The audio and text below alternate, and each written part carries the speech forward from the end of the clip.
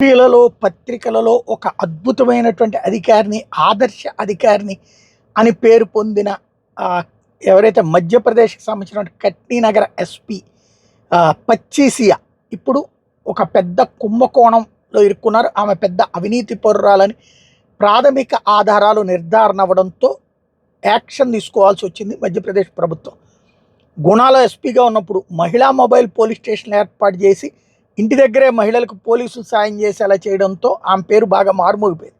కట్నీకి వచ్చిన తర్వాత ఇటీవల ఓ మర్డర్ కేసులో నిందితుడైన రమేష్ లోధి అనే అతని ఫ్యామిలీని 15 లక్షల డబ్బులు డిమాండ్ చేసి వాళ్ళ దగ్గర డబ్బులు లేవంటే వాళ్ళ దగ్గర భూమి 2.15 హెక్టార్లు ఉంది.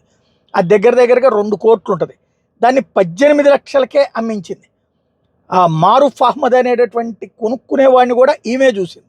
ఆ కొనుక్కునేవాడు ఈమెకే డబ్బులు, ఆ కొనుక్కున్నవాడు ఇచ్చిన 18 లక్షల 15 లక్షలు మళ్ళీ ఈవిడే నొక్కేసింది.